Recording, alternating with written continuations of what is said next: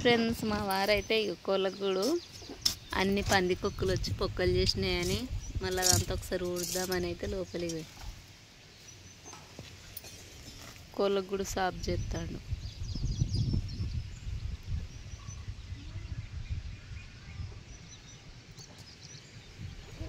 చీపురి ఎలా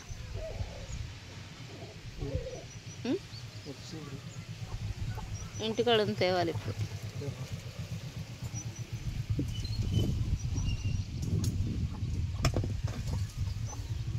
తేవాలా? పచ్చిమిరపకాయలు మంచిగా అయినాయి.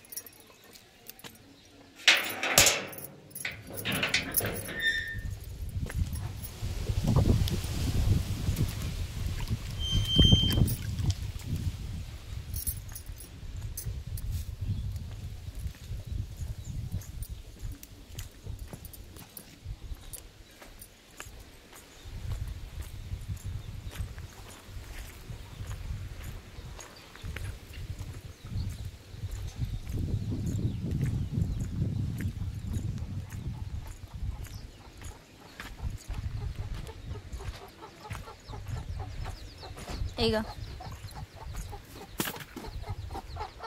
ఫ్రెండ్స్, ఈ కోడి అయితే పోయింది అనుకున్నాం, కానీ ఇదిగా మాది గడ్డివాము.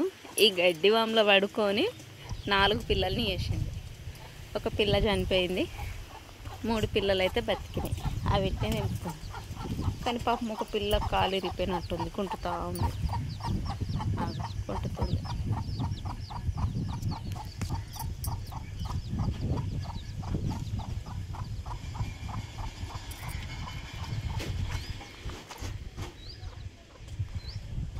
ఇదైతే రణపాల మొక్క, మంచిదంట. రోజు పొద్దున్నే ఒక ఆకు తినాలని మాడిబిడ్డ తెచ్చిపెట్టింది. ఇది కాడమల్లె చెట్టు, మా అక్క వాళ్ళ ఇంటికాడ తెచ్చిపెట్టుకున్నాం. ఇది కాకిరపాదు, ఇది పుదీనా. ఈ తోటకూర ఒకసారి వండుకున్నాము, కాకపోతే ఈ విత్తుల కోసం అట్లనే ఉంచుతున్నాం. ఇది వీకేస్తే ఇక్కడ చాలా ఖాళీ అవుతుంది, మంచిగా నీట్గా అవుతుంది. కనకమరాలు మీకు తెలిసింది. పచ్చిమిరపకాయ చెట్టు మస్తు కాయలు వచ్చింది, మంచి పిందెలు వచ్చింది. సొరకాయ చెట్టు అయితే ఇక ఇటుకల పైకి ఎక్కుతుంది. అవి మన డ్రాగన్ ఫ్రూట్స్ 2 స్టిమ్మలు తెచ్చి ఇక్కడ పెట్టినా. వస్తాయి, ఎట్లా వస్తాయి చూడాలి కదా.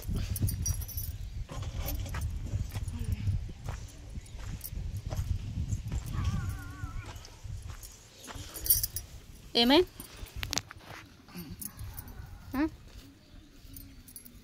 ఏమైంది? కట్టి అంటే పెద్ద దొడ్డుదా? ఇంక పుల్ల ఇక ఎందుకు అట్లా ఎందుకు పడ్డాయి పొక్కలు? వెనకనైనా ఓడిపి లేకుండా తింటానే.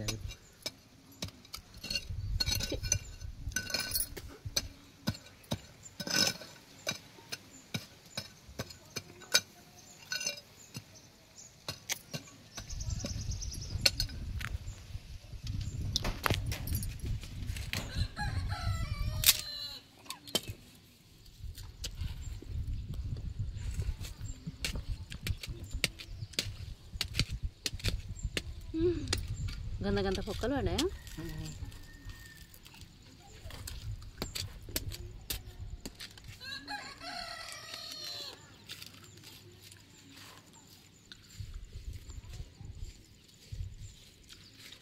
అయ్యో, ఇటుకలు వేసి ఇట్లా సిమెంట్ వేసి ఇట్లా కోళ్ళగూడి చేసినాం కదా ఫ్రెండ్స్. అయితే దాని నుంచి బయటికి అట్లా దారి చేసినాయి పందికొక్కలు. ఇక్కడ నయ్యం కోడిని లేచి గుంజుకోవాలి.